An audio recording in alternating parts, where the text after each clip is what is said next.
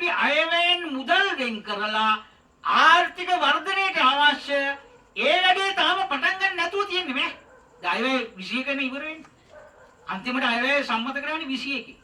21න් පස්සේ තමයි මාර්තු 21න් පස්සේ තමයි මේ අයවැය හරහා සමාජයට එන ඒ ප්‍රතිපාදන හරහා එන සංවර්ධන වැඩ ටික ඉන්නේ. දැනටමත් අපි යෝජනා ඉදිරිපත් කරලා තියෙන්නේ මේ ඕගොල්ලන්ගේ පාරවල් වලට කැඩිච්ච පාරවල් වලට තාර දාන්න.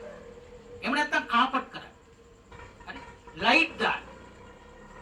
විශාල මුදලක් මේ හැමෙන් අපි වෙන් කරා. ඇත්තම කියනවා නම් මේ වෙන් කරපු මුදල් ප්‍රමාණය එනවයි කියලා කියන්නේ ඒක වියදම් කරන්න ඕන. නම්ද සහෝදරයා මේ ගමනත් කිව්වේ මේ අපි විශාල මුදලක් දැන් ඔන්න වෙන් කරලා දීලා තියෙනවා. මේ වෙන් කරපු සල්ලි වලින් වැඩ ටික ආපහු ආණ්ඩාවට යවන්න නැතුව ඒ වැඩ ටික ක්‍රියාත්මක කරන්න ඕන. එතකොට තමයි සල්ලි ගලාගෙන එන්නේ. දැන් අපි දන්නවා සමහරක් ඉන්නවා කොන්ත්‍රාත් වැඩ කරන කට්ටිය, පාරවල් හදන කට්ටිය, නෝනේ කොන්ත්‍රාත් කට්ටියට වැඩ තිබ්බේ නැහැ. ඔන්න දැන් ටෙන්ඩර් කරලා ගන්න පුළුවන්.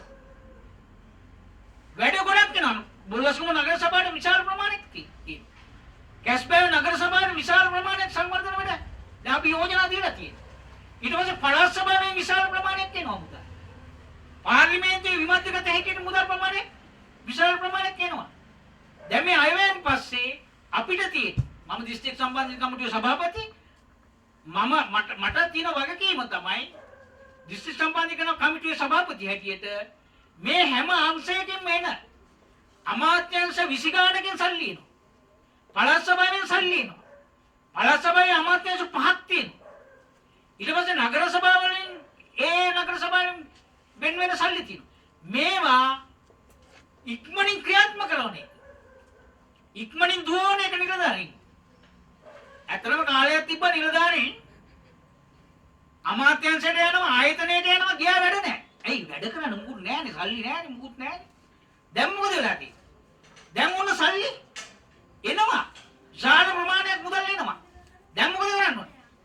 දැන් වැඩ දුවන්න ඕන. වැඩ කරන්න ඕන. වැඩේ වලව කරන්න ඕන. ඇස්තමේද ඉක්මනට හදවන්න ඕන. ඉක්මනට ටෙන්ඩර් කරන්න ඕන. ඒකට අපි පස්සෙන් ඉඳන් දුවන්න ඕන. අන්න මෙතෙන්දි තමයි පළාත් පාලන නියෝජිතයා. මම පටන් ගන්නකොට කිව්වේ ඇයි මේ අපිට පළාත් පාලන മന്ത്രിවරයා ඕනේ කියලා. හරි? මේ මට පුළුවන්ද මේ තනියෙන් මේ ඔක්කොම මේ කැස්බෑග් ආසනේ ඔය වැඩේ ටික පස්සෙන් යලවන්න.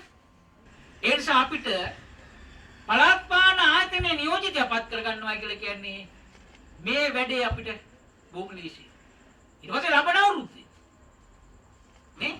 මේ දෙසැම්බර් වලින් ඉස්සලා ආපහු ලබන අවුරුද්දට ආයෙ එනවා. ඊට පස්සේ ඒ ආයෙ එන වැඩ ටික ලබන අවුරුද්ද. ඒ නිසා ගායන පත්